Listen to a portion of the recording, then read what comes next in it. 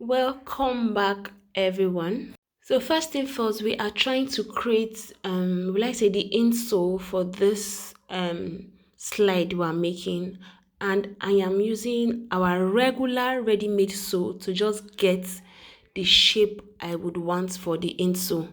If you have your shape already, that is fine, but I am using our ready-made sole for this shape. I had already made a style for this man with a ready-made sole like this. It was his perfect fit and he wanted something else. So I just used that same sample to make for him. Now to get the inner lining, I placed the ready-made sole on a bigger sheet of, will I say cardboard or a paper, then trimmed it by half just to get the inner lining as seen in the picture. And this is us trying to place the inner lining on the insole. I used a foreign marco 4 for this insole and a local marco for our insole lining in case anyone would want to ask or you would want to know. It's a marco 4 and a local marco. So we'll just go right ahead into covering it with our leather.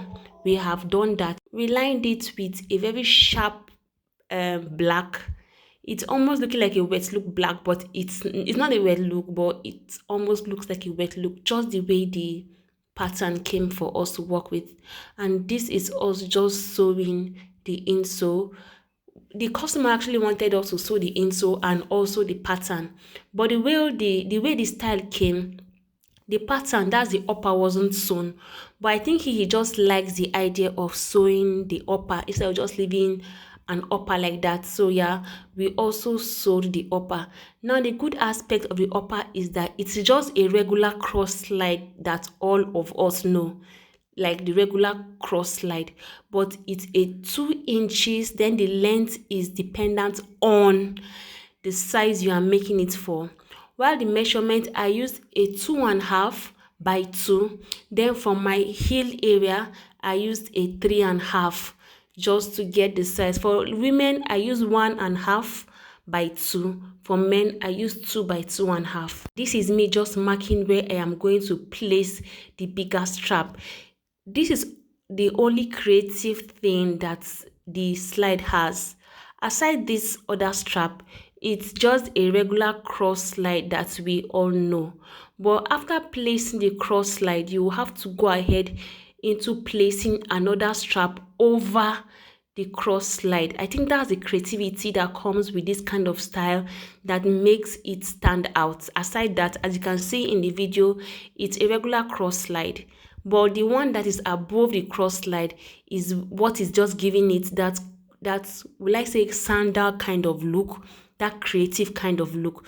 So I had already marked where I am placing it, and I made sure the strap was long enough so I used Aradite also to secure this place. Then I pulled this front area so that I can use my rivets to pin it, because the sides, it came pinned. So aside your Aradite, you will still have to use rivets because that's how the style came.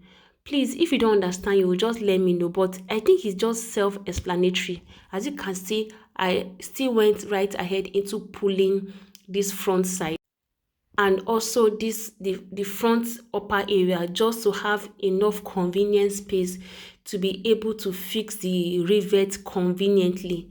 So that's how the style came anyway. If you don't want to add rivet to it, it's fine. If you just want to sew it instead of fixing rivet, is fine. But I think rivet just gives it another creative look, a different look. Yes, that's what rivet is doing to it. So this is how it is. And we also used a cotton sole for this work. We didn't use a Mako, we didn't use a Nora 4 or a Nora 3. The way the style came, it looked like a cotton sole. That's a regular cotton sole. I know cotton soles are usually more costly than our regular Mako Nora or our Nora 3 or Nora 4, but it is what the customer wants and he's willing to pay for it. So why not? We got a cotton sole. What we did here is we did not cut that cotton sole. After the work we had done on the insole, we just went right ahead into filing the whole cotton sole. The cotton sole actually came just like the slide. There was no too many allowance left, so we didn't have to trim. There was no too many excess. If you understand what I'm trying to say, no too much drama, no too much trimming on the cotton sole. So we just, after all the lasting process and all, we went ahead into filing the whole cotton sole. We also filed this our leather. As you can see, we filed it so that the gun will I say, it will stay properly and it will not have to, will I say, start pulling after some time. So we are done lasting it, as you can see in the video. So what we did was, like I said, we filed the excess leather, and this is us placing it on the cotton sole, as I, let's say, explained earlier to us. Can you see the cotton sole didn't come with so many allowance? It didn't at all. But so trimming it was not so difficult for us. So but this is basically how the sander looks like. You will just use your cutting knife or your regular knife to just trim it. This is how the cotton sole looks like. It comes very fitted already, so you're not doing too much work on it. Yes, not too much work. So we just went, after cutting it, we applied our gum on the Marco 4 and the cotton sole. Remember, we had already filed the cotton sole, and this is us placing it. We placed, and you know, now you will have to heat it as well, just to make sure you secure the edges. Now this is the end product of the sandal, or is it a slide, it's a slippers for men. I haven't really cleaned it, but like I just want you guys to see how it looks like before I clean it.